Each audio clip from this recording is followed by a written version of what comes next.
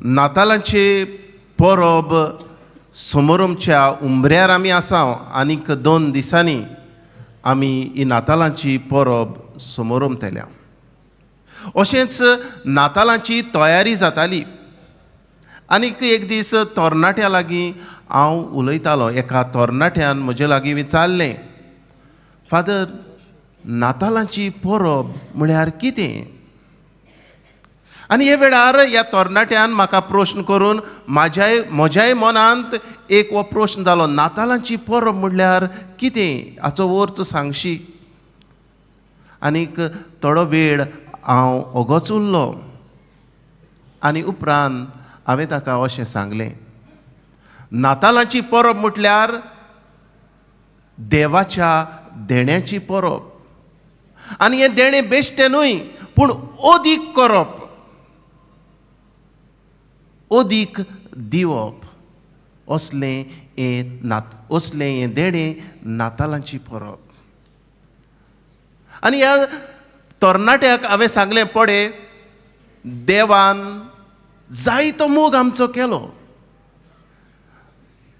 जेन्ना जेजू संवसारान येवंक ना, देवान मोग करूंक ना अशें न्हय, पूण देवान मोग केलो.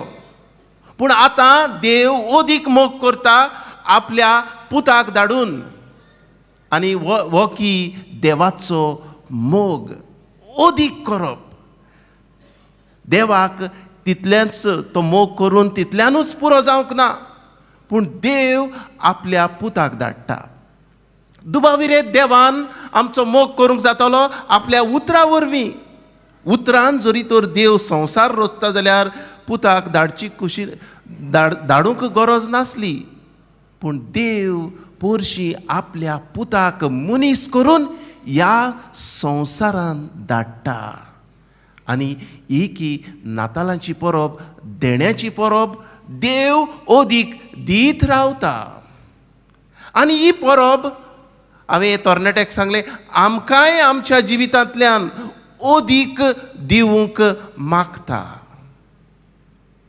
आमकां जी देणी दिल्यात, आमकां देवान जें दिलां तें आमी एकामेकाक दिवूंक, एकामेका सवें आमी वांटूंक, शॅर करूंक आमकां देवाचो उलो. ही की नातालांची परब. प्रितीच्या भयणी भोवनो, आयच्या शुभ वर्तमानाचेर आमचें लक्ष घालुया. देवान आंकवार मारयेक हो संदेश दिलो, तूं देवाच्या पुताची आवय जावची आसा. आनी हेच वेळार तिका आनीक संदेश मेळटा, तुजी मावशी भयण गर्भेस्त आसा. देवान तिका हें पुताचें देणें दिलें, खुशाल जाली. आनी आंकवार मारया आपले मावशे भयणीक भेट करूंक गेली, सेवा चाकरी करूंक. जें देवान तिका दिलें तें ओदीक करूंक. तिच्यान म्हणूंक जातालें, वय, देवाची ह्या पुताची चाकरी सेवा करतली इतलेंच म्हाका पुरो ना.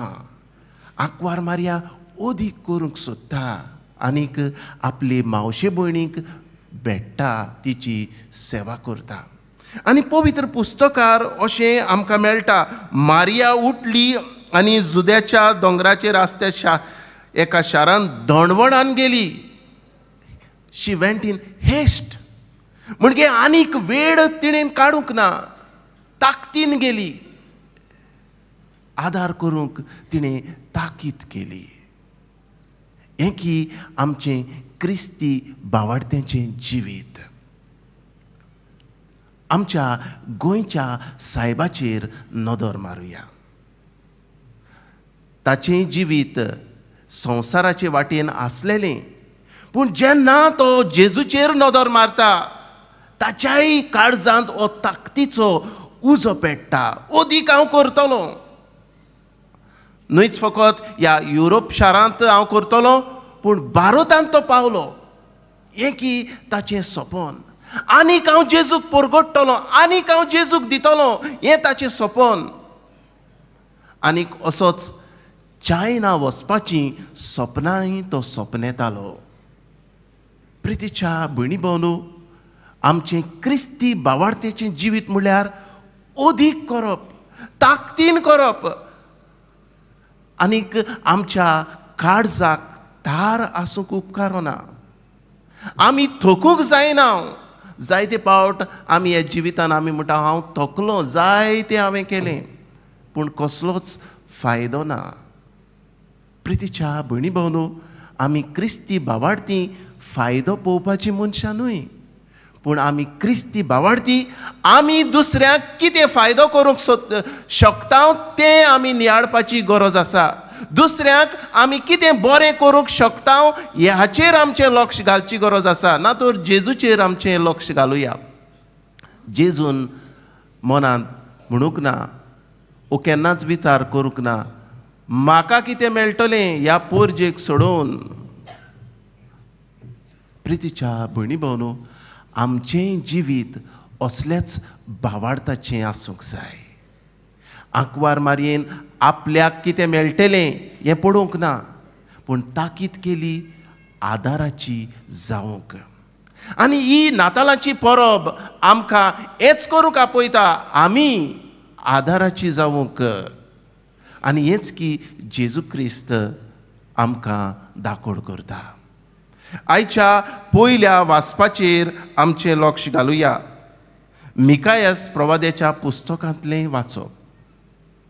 आनी ह्या काळार कितें घडटालें काय.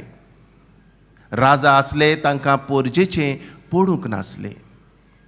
आनी हे भाशेन पोरजेक पोरजा दुकान आसली, कित्याक तांचो परामोस बरे भाशेन जायनासलो. आनी ह्या वेळार हो मिकायास प्रवादी हे पोरजेक एक बरवाशाचें कीट तांच्या काळजान पेटयता.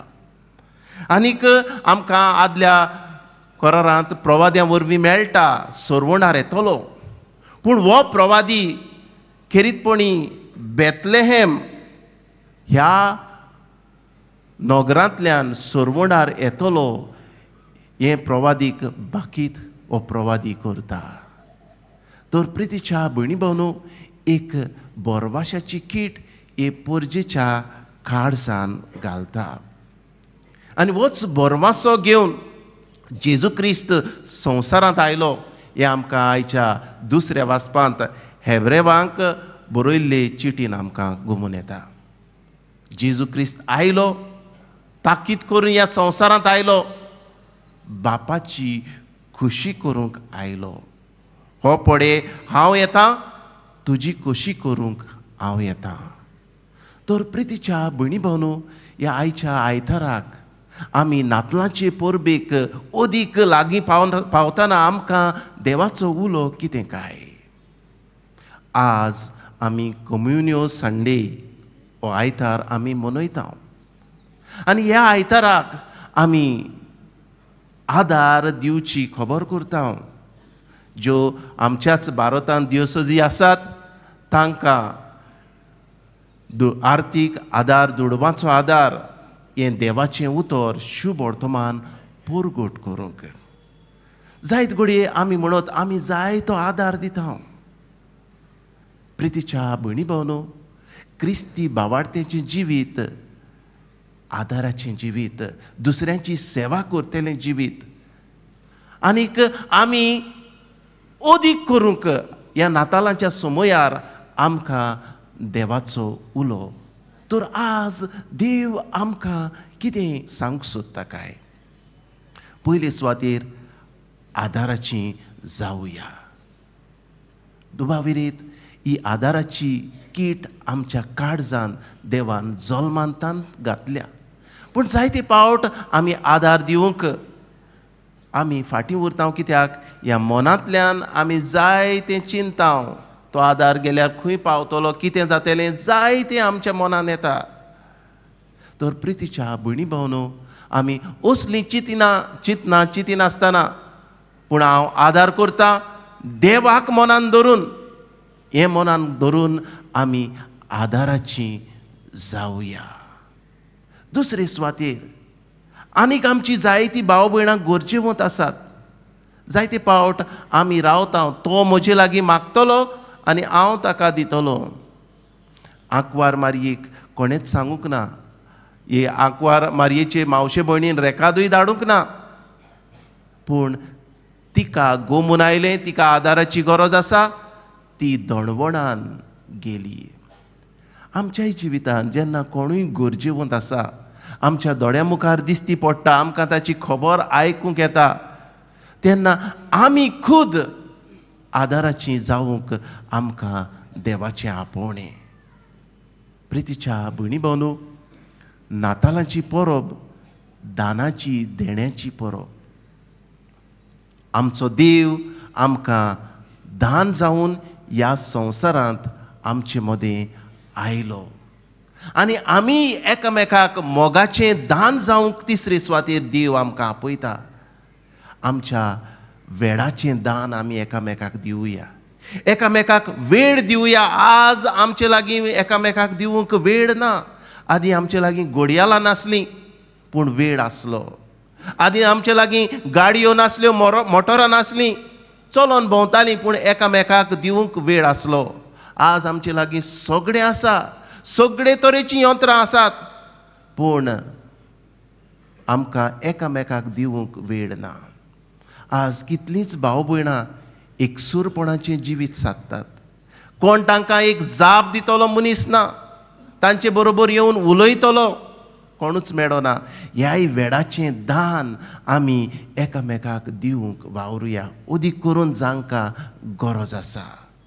तर प्रितीच्या भयणी भावनो, आंकवार मारया आमकां नमुनो. आमचो गोंयचो साहेबूय आमकां एक नमुनो. आमी ओदीक दिवंक, आमी दिलां तितल्यानूच हांवें केलां तितल्यानूच खुशाल जावंक न्हय, पूण ओदीक आनी ओदीक जेजूच्या मोगा पासत, जेजूची बरी खबर परगटूंक हांवें वावरूंक म्हजे लागीं जाता ते प्रमाणें.